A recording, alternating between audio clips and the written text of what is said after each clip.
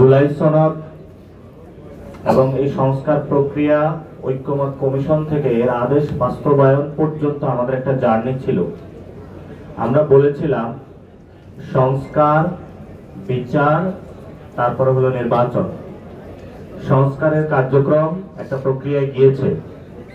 এখন আমাদের রাজনৈতিক দলগুলোর উপরে এটা বাস্তবায়ন কিভাবে আমরা করব তাদের কমিটমেন্টের ইস্যু। এবং বিচারের জায়গায় শেখ হাসিনার রায় হয়েছে। আমরা গতকালকে মিছিল করেছিলাম যে তার রায়টা যেটা হয়েছে এটা বাস্তবায়ন প্রক্রিয়া সরকারকে যাওয়ার জন্য। আমরা এই দুইটা প্রক্রিয়া শেষ করে আমরা ইলেকশন প্রসেসে যাচ্ছি। আমরা যে কমিটমেন্টটা দিয়েছিলাম সেই কমিটমেন্টটাই আমরা রেখেছি। আগামীতে ইনশাল্লাহ সংসদে গিয়ে জনগণকে যে কমিটমেন্টগুলো এই সংসদ পর্যন্ত আমরা দিব সেগুলো ইনশাল্লাহ বাস্তবায়ন করার প্রচেষ্টা চালাবো। আমাদের গণ অভ্যুত্থানের নায়ক গত ৩ অগাস্ট একটি ঘোষণা দিয়েছিলেন, যে এই ঘোষণার মধ্যে অন্যতম একটি দাবি ছিল নিউ সেটেলমেন্ট, যে আমরা একটি নতুন বাংলাদেশ চাই, নতুন সংবিধান চাই। সেই দাবির জন্য বাস্তবায়নের জন্য এবং আমাদের যে চলমান ইস্যুগুলো রয়েছে সংস্কার প্রক্রিয়াটা বাস্তবায়ন করার জন্য,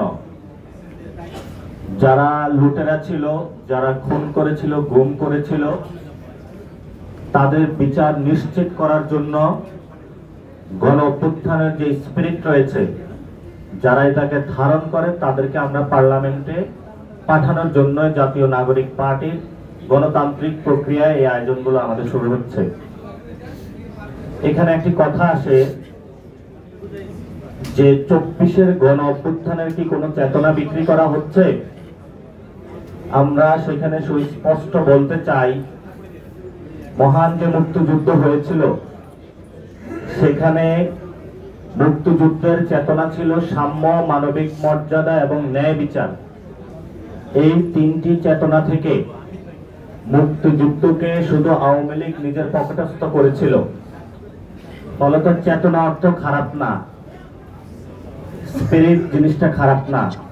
যদি সাম্য, মানবিক মর্যাদা এবং ন্যায় বিচারের ভিত্তিতে একটি দেশ আমরা গড়তে পারতাম, তাহলে আজকে 2024-এ এসে আমাদের 2022 শহীদ হতো না।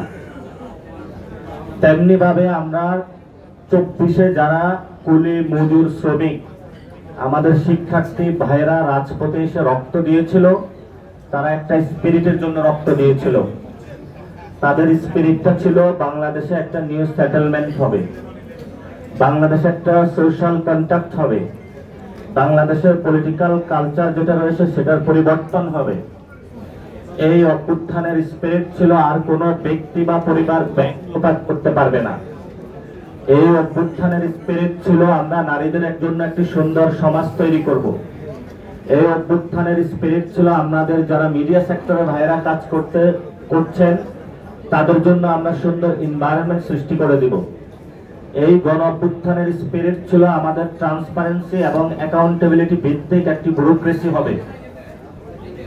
এই গণ অভ্যুত্থানের স্পিরিট ছিল আমাদের জনগণের public education, public health care থেকে শুরু করে জনগণের যে সেবাগুলো রয়েছে সেই সেবাগুলো প্রমিস আকারে আমরা মানুষের কাছে ডেলিভারি করব।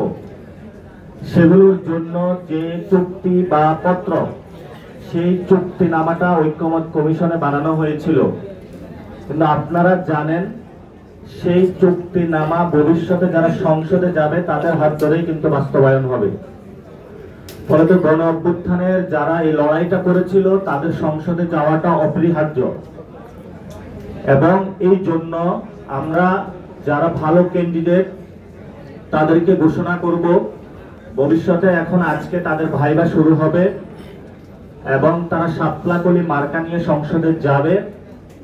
তারা আপনাদের যে স্পিরিট গুলা রয়েছে, যে জন্য আপনাদের ভাই শহীদ হয়েছে, আহত হয়েছে, সেগুলো আমরা সংসদে গিয়ে সত্যিকার অর্থে বাস্তবায়ন করব।